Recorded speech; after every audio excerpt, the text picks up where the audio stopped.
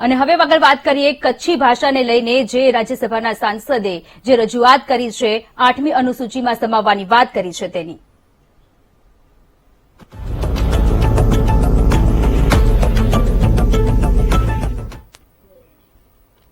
કચ્છી ભાષાને સંવિધાનની સૂચિમાં સમાવવાની રજૂઆત રાજ્યસભામાં સાંસદ શક્તિસિંહ ગોહિલે કરી છે. શક્તિસિંહ ગોહિલે કહ્યું છે કે કચ્છી ભાષા ઇન્ડો આર્યન જેવી ભાષા છે. કચ્છ ઉપરાંત વિદેશોમાં પણ કચ્છી ભાષા વપરાય છે. કચ્છી ભાષાને બચાવવી અને સંરક્ષણ કરવું જરૂરી છે. કચ્છી ભાષાને 8મી સૂચિમાં સામેલ કરવી જરૂરી છે. આપણે કચ્છી ભાષા વિશે થોડું જણાવી દઈએ તો કચ્છી ભાષા ભારતના 28 રાજ્યમાંથી 24 રાજ્ય અને 8 કેન્દ્ર શાસિત પ્રદેશોમાંથી 6 કેન્દ્ર શાસિત પ્રદેશોમાં લોકો કચ્છી બોલી બોલે છે. કચ્છમાં 7 લાખ લોકોની કચ્છી ભાષા માતૃભાષા છે.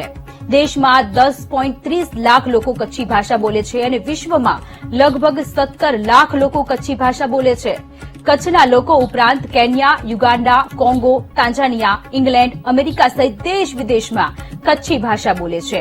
પાકિસ્તાનના સિંધ પ્રાંતમાં પણ કચ્છી ભાષા બોલાય છે. 28મી જાન્યુઆરી 1950 એટલે કે બંધારણના અમલવારીના દિવસે 14 ભાષા અમલમાં હતી, જેમાં ગુજરાતી, અસમિયા, બંગાળી, હિન્દી, કન્નડ, કાશ્મીરી, મલયાલમ, મરાઠી, ઉડિયા, પંજાબી, સંસ્કૃત, તમિલ, તેલુગુ અને ઉર્દુનો સમાવેશ હતો.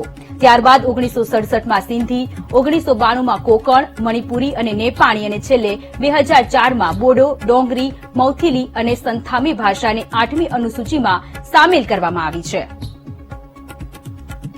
मान्यवर, कच्छी भाषा इंडो आर्यन एक ऐसी भाषा है जो कच्छ के अलावा ईस्ट अफ्रीका के केन्या, कोंगो, साउथ अफ्रीका के कई देश, इंग्लैंड, अमेरिका और देश के कई शहरों में जहां कच्छी लोग जाके बसे हैं वहां कच्छी भाषा बोली जाती है.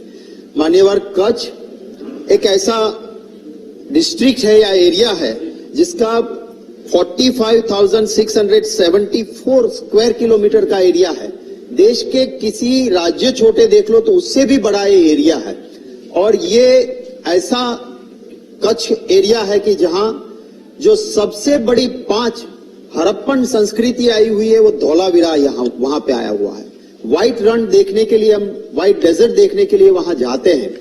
मान्यवर, ये कच्छ के लोगों की भावना को देखते हुए जो संविधान की 8वीं सूची में कच्छी भाषा को इंक्लूड किया जाए ये बात बार बार कच्छ के लोगों ने रखी है. मैं आपके जरिए सरकार से अनुरोध करना चाहता हूं कि संविधान की 8वीं सूची में कच्छी भाषा को ऐड किया जाए.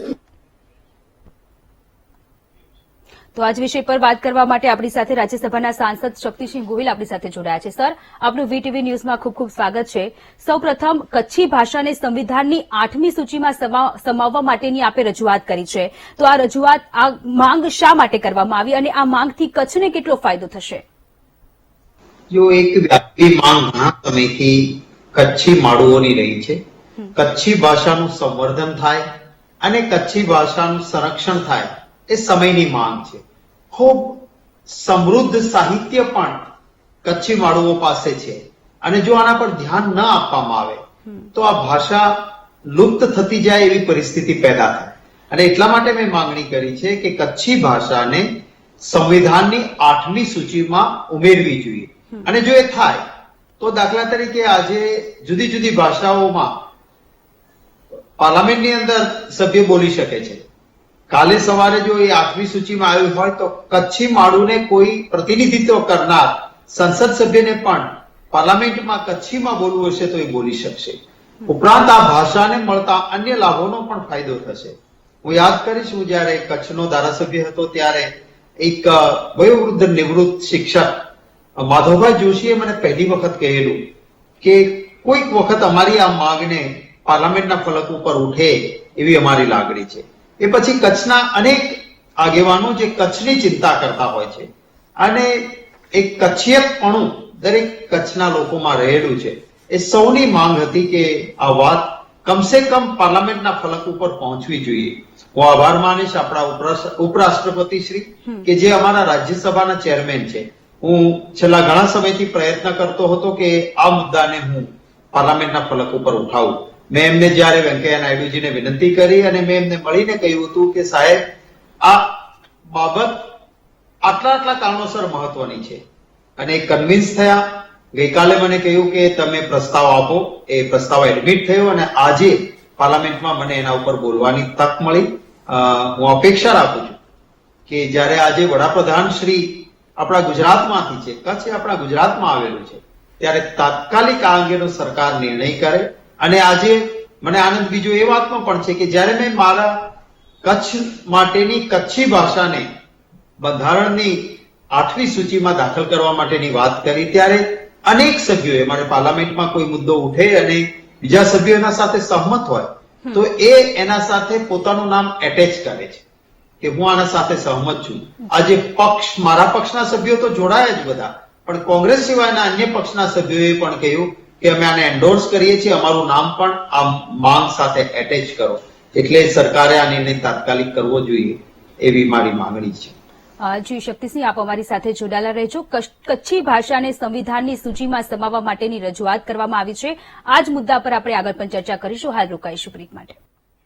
બુલેટિનમાં વિરામ બાદ આપનું સ્વાગત છે. કચ્છી બોલીને સંવિધાનની સૂચિમાં સમાવવા માટેની રાજ્યસભાના સાંસદ શક્તિસિંહ ગોહિલે રજૂઆત કરી છે. કચ્છ આપણને સૌને યાદ છે કે ઘણી બધી સંસ્કૃતિ કચ્છની સાથે જોડાયેલી છે, કે પછી ધોલાવીરામાં સિંધુ ખીણની સંસ્કૃતિ હોય કે મોહેન્જો-દારોની સંસ્કૃતિ હોય. સર, સૌથી મોટો સવાલ અત્યારે એટલા માટે થઈ રહ્યો છે કે ઘણી સંસ્કૃતિઓ, ફેમસ સંસ્કૃતિઓ જેમ કે ધોલાવીરા, કે જે આખા વિશ્વમાં ફેમસ છે, કે જૂની સંસ્કૃતિ છે, મોહેન્જો-દારો પણ જૂની સંસ્કૃતિ છે, સંસ્કૃતિ આટલી બધી ફેમસ છે, તો પછી તેની ભાષા શા માટે અત્યારે કચ્છની બોલી છે તે શા માટે એટલી બધી ફેમસ નથી? અને સૌથી મોટો સવાલ એટલે છે કે લિપિ, કચ્છની બોલીને જો લખવું હોય તો તે ગુજરાતી લિપિમાં લખાય છે, કચ્છી લિપિમાં નથી લખાતું. તો તે વિશે પણ કોઈ કામગીરી થઈ રહી છે લિપિ બનાવવા માટેની? ચોક્કસ સરકાર તરફથી જે પ્રયત્નો થવા જોઈએ એમાં સરકાર કઈક અંશે ઊણી ઉતરી છે, હું જરૂર કહીશ. લિપિ લખાય એ માટેના પ્રયત્નો કેટલાક મિત્રો જરૂર અત્યારે કરી રહ્યા છે. અને ભૂતકાળમાં મારા સાથે નવીનભાઈ શાસ્ત્રી જેઓ મિનિસ્ટર હતા કચ્છમાંથી, જ્યારે હું મંત્રી હતો ત્યારે એ પણ આ વાતને વારંવાર વાગોળતા હતા કે આના પ્રોત્સાહન માટે, અને એ વખતે ચિમનભાઈ પટેલની સરકારમાંથી કચ્છી ભાષાની સમૃદ્ધિ માટે અલગ આયોજન કરવાના માટેનું ફંડ પણ એલોટ થયું હતું. કમનસીબે પછી જે કંઈ કામગીરી થવી જોઈએ એ થઈ નથી. કેટલાક મિત્રોએ લિપિ જરૂર અલગ અલગ રીતે ડેવલપ પણ કરી છે. જો સંવિધાનની 8મી સૂચિમાં સ્થાન મળે તો કેન્દ્ર તરફથી પણ મદદ મળે, અને હું તો રાજ્ય સરકારને પણ વિનંતી કરીશ કે કચ્છના કેટલાક એવા ગામો છે કે જે ગામોમાં શિક્ષકો રહેતા નથી, દુરંત એકદમ બોર્ડર ઉપરના ગામો છે, ઘણી મુશ્કેલીઓ વચ્ચેના છે.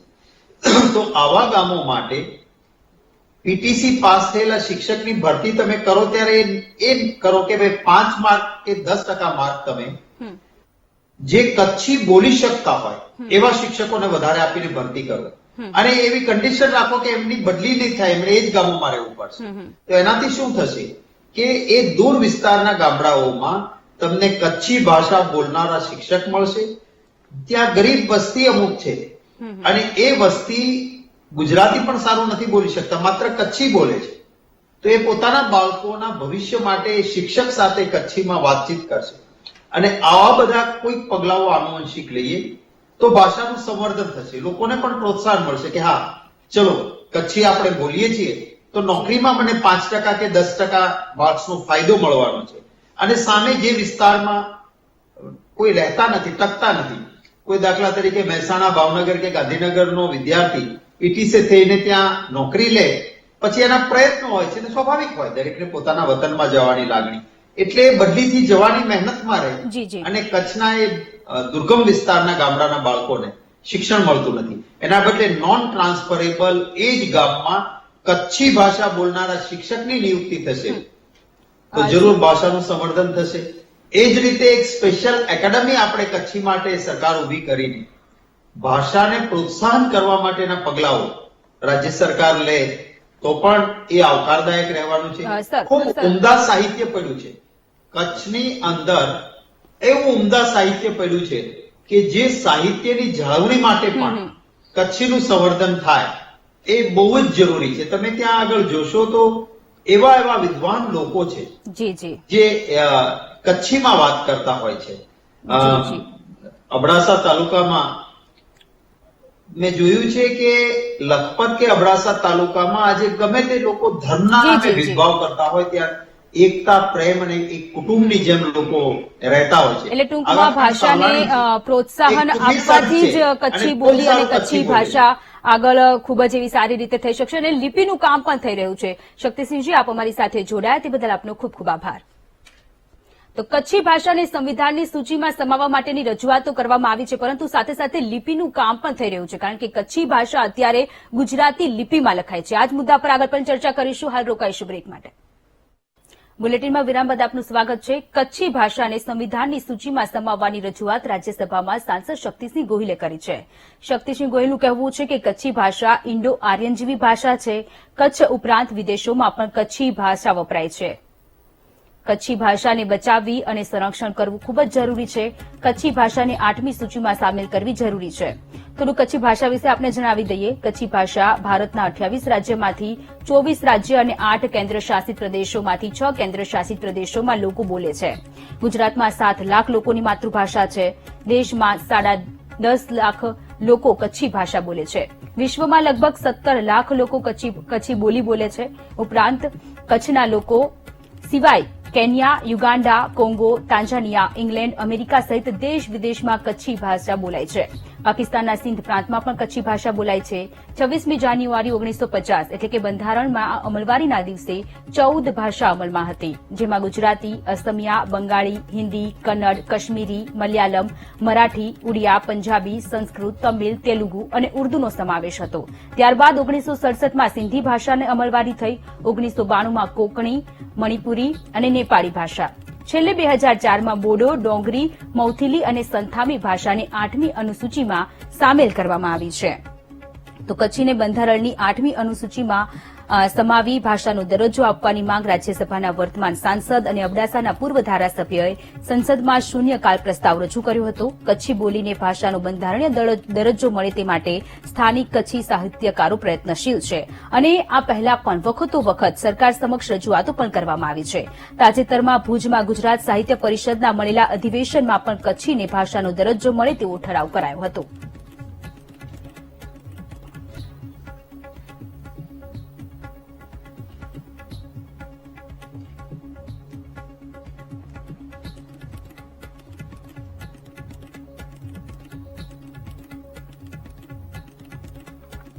આપણી સાથે ગેસ્ટ પેનલ જોડાયા છે.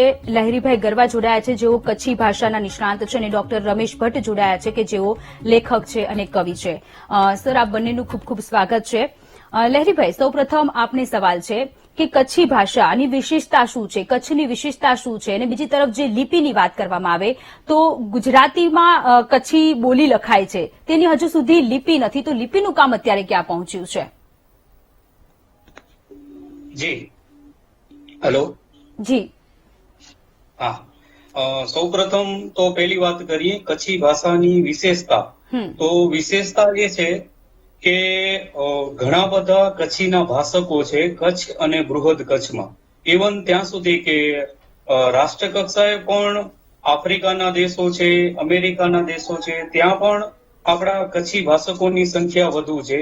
બીજી વાત, કચ્છી જે ભાષા છે એ વર્ષોથી બોલાતી આવતી એક ભાષા છે, જેનું સ્વતંત્ર ધાતુકોષ છે. કચ્છ પ્રદેશની અંદર પણ અલગ અલગ 8 જેટલા પટ્ટા છે, જ્યાં અલગ અલગ કચ્છી બોલાય છે, એટલે એનું વૈવિધ્યસભર સાહિત્ય છે.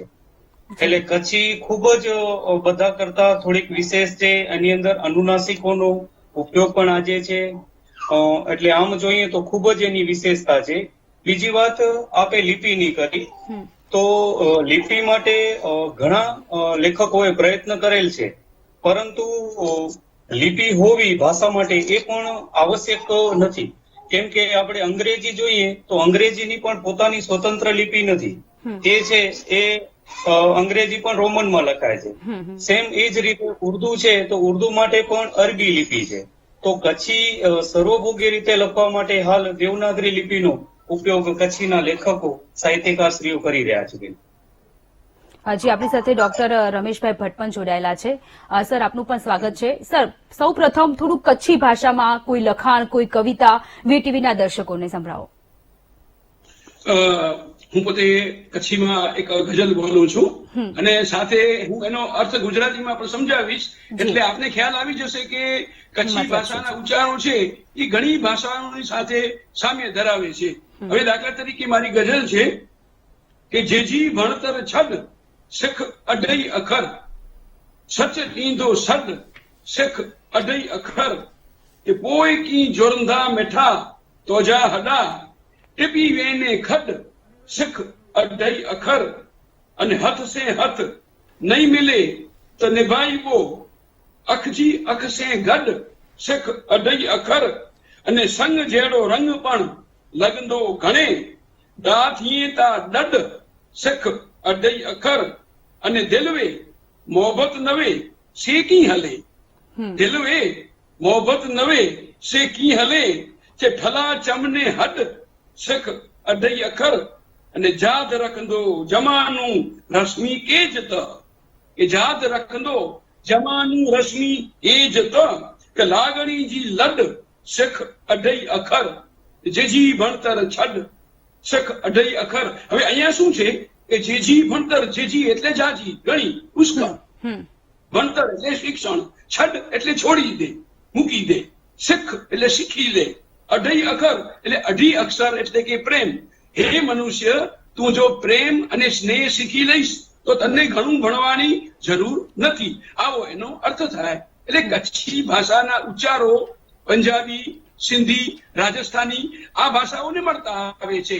જેવી રીતે આપણને માત્ર દક્ષિણની ભાષાઓ છે એ કોઈ વાતો કરતા હોય તો આપણે સમજાતી નથી. આખું ઓડિયા, અસમિયા, બંગાળી, નેપાળી એ ભાષાઓના લોકો પોતપોતામાં વાતો કરતા હોય તો આપણે સમજણમાં આવી જાય છે એ લોકો શું કહેવા માંગે છે.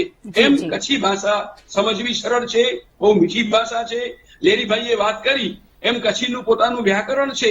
હા, એમાં કેટલાક ફરક છે. દાખલા તરીકે એમાં શ નથી, શ નથી, પણ સ છે. સસલાનો સ છે, શકોરાનો શ નથી, ષટકોણનો શ નથી.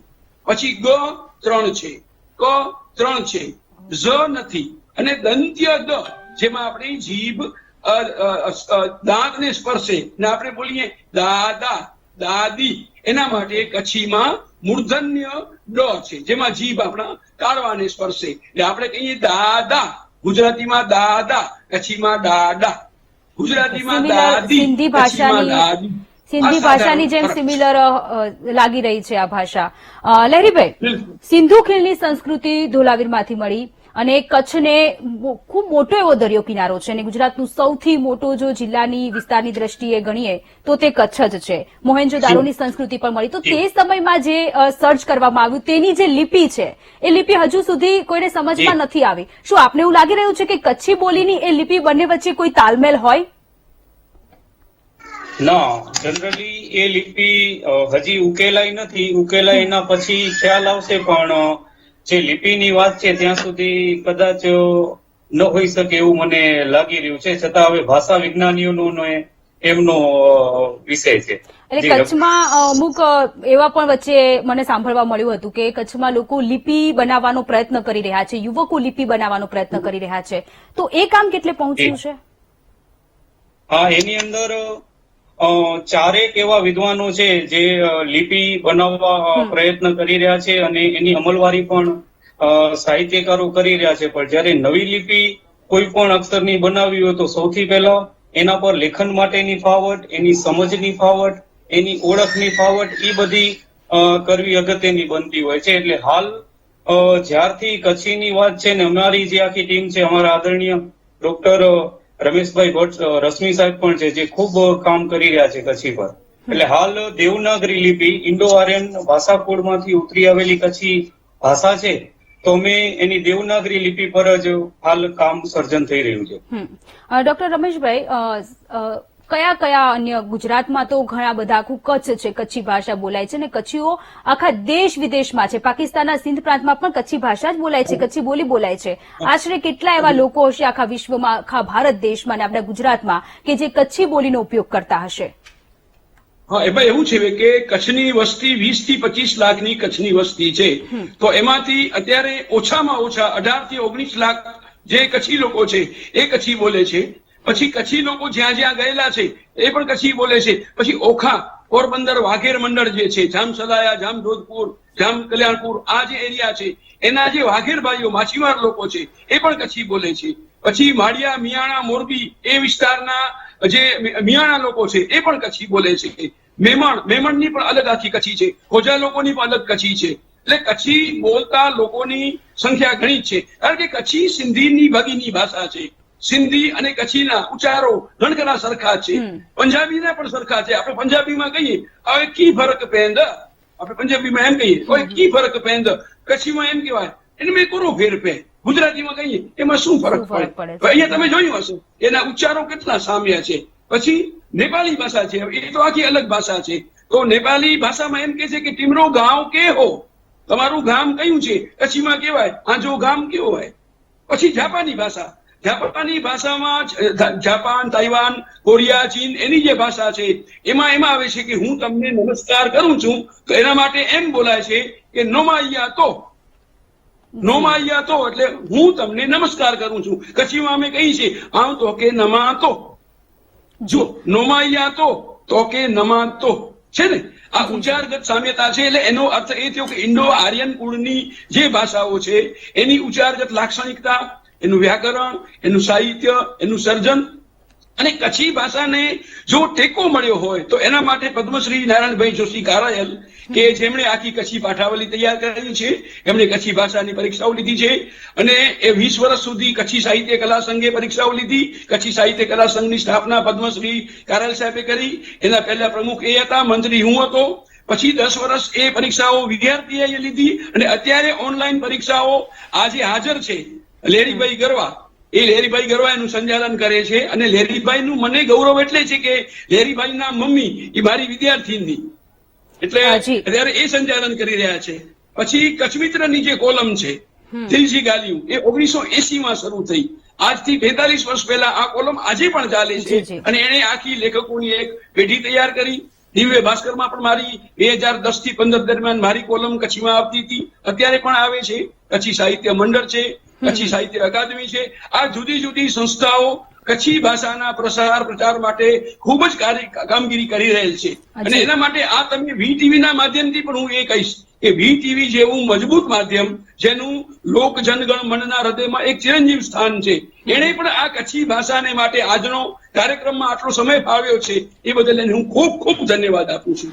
ડોક્ટર રમેશભાઈ, આ જે માંગ છે તે માંગ શા માટે, અને જો કચ્છી ભાષાને સંવિધાનની સૂચિમાં સમાવેશ મળી જશે તો કચ્છને કેટલો ફાયદો થશે? બેન, એનામાં એવું છે કે જો કચ્છને બંધારણીય માન્યતા મળશે તો આપણી જે ચલણ છે, કરન્સી છે, અત્યારે આપણી કરન્સી 5 રૂપિયાની નોટ હોય કે 500 ની નોટ હોય કે 2000 ની નોટ હોય, એમાં ભારતીય ભાષામાં લહેરીભાઈ આપને અટકાવવા માંગીશ. રમેશભાઈ, સવાલ આપના માટે હતો કે જો કચ્છી બોલીને સંવિધાનની સૂચિમાં સમાવેશ થઈ જશે તો કચ્છને કેટલો ફાયદો થશે, આપને શું લાગી રહ્યું છે?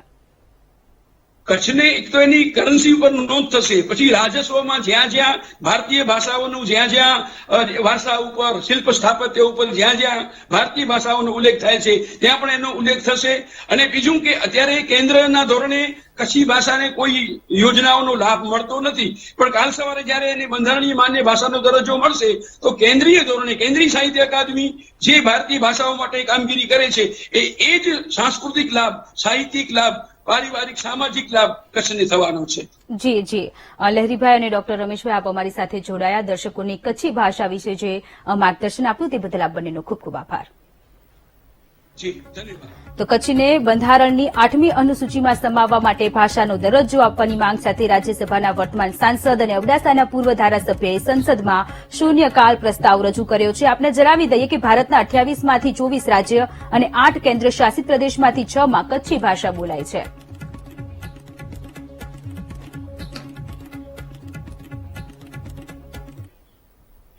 આ સાથે જ અત્યારે બુલેટિનની સમાપ્તિ કરીશું અને હવે આગળના સમાચાર જુઓ સહયોગી ભાવિકાની સાથે.